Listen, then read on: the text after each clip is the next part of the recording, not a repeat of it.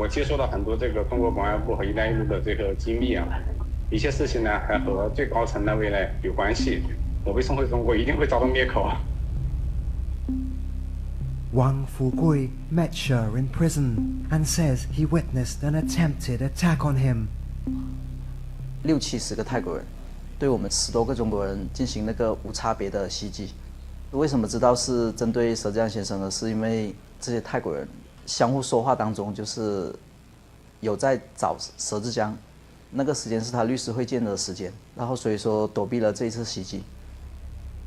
Thai prison authorities did not respond to our request for comment. Wang spent 5 years in jail battling charges related to credit card fraud before being found not guilty. He says he became good friends with She when they were placed in the same cell. He's now the custodian of many of the tycoon's alleged secrets. 他有在亚太上留下很多那个待解密的那些档案，目前受到他的那个授权所解密的那些内容只是部分的内容而已，但是这些内容涉及到了那些国安人员的名单。He allows us to take a look. One file in particular catches our attention. It's a dossier about Guo Huaping or Alice Guo, former fugitive and embattled ex-mayor of a small town in the Philippines. Now in police custody, Guo is being investigated for alleged ties to scam operations and money laundering. He's also accused of being a Chinese spy. 菲律宾的这个郭华平的，我用这个手机呢跟他通过话，当时呢还要的。She says Guo once asked him to help fund her political campaign. 那我更不想得罪这个菲律宾政府了，所以一直就或者没有给钱。Guo has repeatedly insisted she was born in the Philippines, a prerequisite for office holders in the country. But She's dossier lists China as her place of birth. Guo had previously claimed she's the daughter of a Filipino woman. But according to this document, her mother is a Chinese citizen called Lin Wenyi. The dossier also lists a family address in China's Fujian province. This is what our researcher finds when he visits the local office of the Chinese Communist Party. At a nearby village, residents shown photographs of Guo recognize her as the daughter of Lin Wenyi, the same name that appears in She's dossier.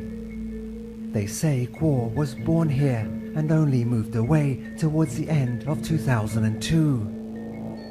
She says he has a message for the former mayor.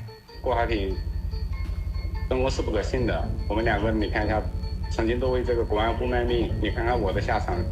要想不被灭口呢，就把真相呢也告诉全世界。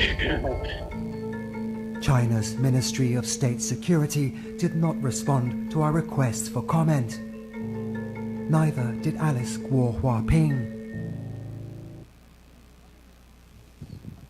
So, Mr. Chair, I'd like to point out to this committee that even if we have been making our own researches, pulling up our own inquiries, this is another source from a completely different party and is unrelated to what we do. Pero nagkataon that the person named She Kailun, who si She Zijiang trusted with the encrypted files, showed to Al Jazeera that there is a dossier confirming that there are Chinese spies all over, at least in this case, Myanmar, but here also in the Philippines, and undoubtedly shows Guo Huaping. In the picture where she was born, even her mother, and the name of Lin Wenyi. Mr. Chair, again, we were told, kanina nagtanong tayo kung lumaki ba si Ma'am Alice dito sa Pilipinas, kung dito ba siya ipinanganak, kung Pilipino ba yung mga magulang niya. She first said na dito daw siya lumaki, which is false. Because paano malalaman or ma-identify ng mga tao doon mismo sa address sa Fujian na nakilala nila si Alice Guo Huaping as anak ni Lin Wenyi nung pinakita nila yung picture ni Guo Huaping sa kanila. Number 2, tinanong natin kung saan ba siya ipinanganak. Nakita na nga. Doon mismo, she left daw late of 2002. Sabi pa ng mga tao na in-interview ng Al Jazeera doon mismo sa Fujian. And might we take note, Mr. Chair, na sa video, nung pinuntahan nila yung address na nakalagay sa dossier, sa encrypted dossier, is a local office ng Communist Party of China. So, Mr. Chair, I think this in itself speaks volumes na. No? Again, nakakainis na time and time again, dinideny ni Guo Huaping lahat ng mga questions na tinatanong namin sa kanya. Okay. Again, let me ask. Guo Huaping, kilala mo ba si Xie Zhijiang? Yes or no? Your Honor, yung Xie Zhijiang na sinasabi niyo po, yan po ba yung pinakita niyo po kanina sa akin sa picture? Correct. Hindi ko po siya kilala. At sana po, Your Honor, Mr. Chair, makuha ko rin po yung details. Gusto ko po magdemanda. Hindi ko po sila kilala. Hindi natin madidemanda, Miss Alice, dahil kasi he's in jail in Thailand.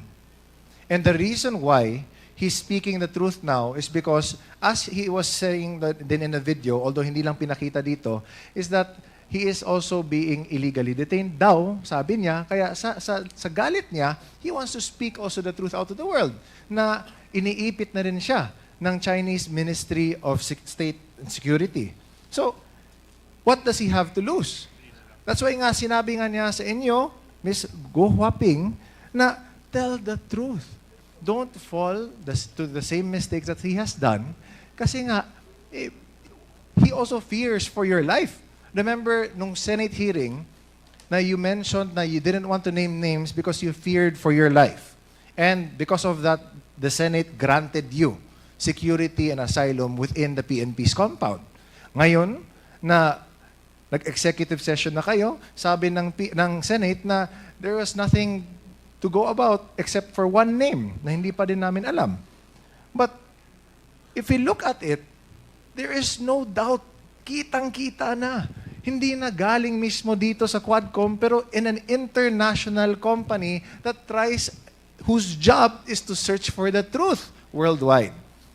So, Mr. Chair, I'd like to submit this video na this is confirmation that what we've been trying to unearth here, marami na din dyan na nakikita din that corroborates not from us, but from other parties as well.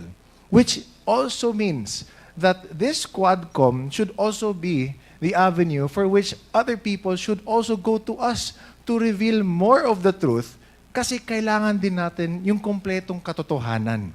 Which is why this is an open call to action, Mr. Chair, sa lahat ng mga nanonood ng Quad Committee meetings natin, na kung may alam kayo, lalo na nakakatulong ito sa pagtingin, sa pagkuha ng katotohanan, please come forward. Kasi this is national security also at stake. She's been denying na may kilala siya, na ultimo, sinasabi niya na ilang beses na siya tinawagan para humingi ng campaign funds. Kung hindi niya alam yun, or if he was saying, if it wasn't even in the same timeline, then he wouldn't have said that. Diba? Timing. Elections natin, doon din siya, tumakbo din siya, humingi siya ng tulong. It all adds up. It all lines up. So, Mr. Chair, I'd like to submit this video to the committee. And I hope na people really try this time na mas marami pa na will come forward to speak truth to this matter. Thank you, Mr. Chair. Thank you, Congressman Almario. So, before we recognize the next interpellator, may tanong lang ako kay Ms. Guo Huaping. So, hindi mo kilala yon, ano? Your Honor, unfair naman po para sa akin. Hindi ko po siya kilala at never po ako humingi ng campaign fund entirely. Never po ako humingi ng campaign fund during my campaign period. At nung video na pinakita po ni Congressman Chino po kanina, hindi ko po siya kilala. At gusto ko rin po na iparating sa lahat ng kababayan ko at buong Pilipinas na rin po. Mahal ko pang Pilipinas. Kasi nabanggit dun sa video na you're probably a spy.